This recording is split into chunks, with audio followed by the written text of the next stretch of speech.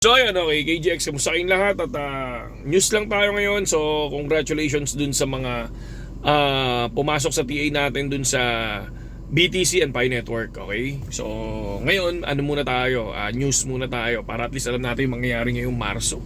Okay? So kung papansin natin, March 4, no? Ito na yung simula ng tarif, no?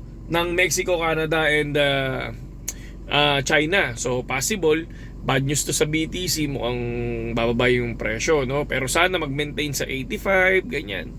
No, sana sideways lang ang mangyari, hindi downtrend talaga, di ba?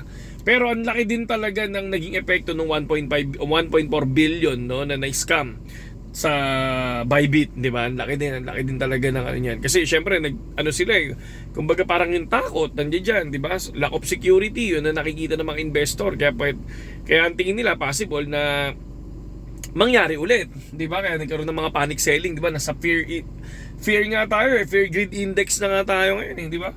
So ngayon, tapos syempre, ito naman yung good news, di ba? So si Metaplanet, no? Ito yung sinasabi nila, plano nila mag-accumulate ng 21,000 BTC. So napakaganda nito, no?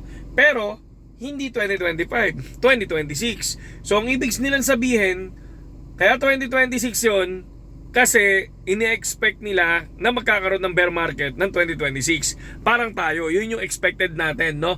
Magsisimula siya ng 2025, tapos ang pinaka-dip no 2026, yun yung gagawin natin. Doon tayo magbabay, di ba? And then, no? Texas Senate Banking, no, Committee, Bitcoin Reserve. So, na yun, inaprubahan na. So medyo maganda-ganda yon. Pero sana, tulad nga ng sinabi ko sa inyo, no, sana mas maganda yung magkaroon pa ng isa, no, isang lipad pa, no, si BTC ngayon. Kasi kapag hindi siya lumipad ulit ngayon, no, hindi siya lumipad, parang yung mismong nangyari last 2021 is hindi na talaga nangyari kahit rhyme, no, hindi na nag-rhyme, no. Kumbaga panibagong experience, 'di ba?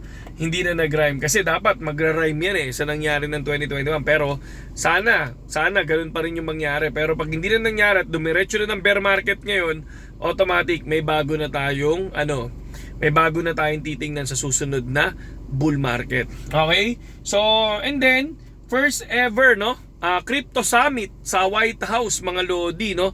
Siguro after bad news ng March 4, I think siguro pag parang ganito mangyayari sa BTC, baka biglang babagsak ng March 4, no. Tapos sabay biglang lilipad ng March 7, I think. Parang March 7 yata yung sinasabi nilang crypto summit, di ba?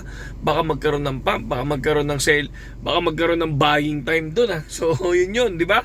So nangaasar lang ako sa paya kasi sinasabi ko sa crypto sa sa Facebook natin. Alam ko na ang a-announce diyan sa White House na yan sino na ba ang bagong mother coin, 'di ba? Si Pi Network. Okay. So hindi kakaiba lang kasi talaga yung mga tao sa Pi, no? Parang talaga, no? Parang sobrang sakit nung nararamdaman nila kapag medyo bad news yung sinasabi mo kay Pi, di ba? So pag good news naman, gusto nila, di ba? Pero hindi ganoon ng crypto. So ngayon, di ba, kita nyo, di ba? Ang sabi ko nung nakaraan, 2.4 dapat i-hold niya yan. And then ngayon, tingnan nyo, nag 1.8 pa si Pi. Ngayon, $2, di ba? So ganun talaga, no? Ganun talaga. Kailangan i-adapt nyo din yun, okay? So adapt lang. Ngayon, doon sa mga nag-PM sa atin doon sa Telegram natin, no? Mamaya i-check ko yan. Mamaya lahat ng mga okay naman yung requirements, lahat ng gumawa ng requirements natin. Ayan. Natin yan. Papasok natin mamaya yan. Okay? Saludo sa inyong lahat, KGX, at magandang gabi sa inyong lahat. Mabuhay kayong lahat.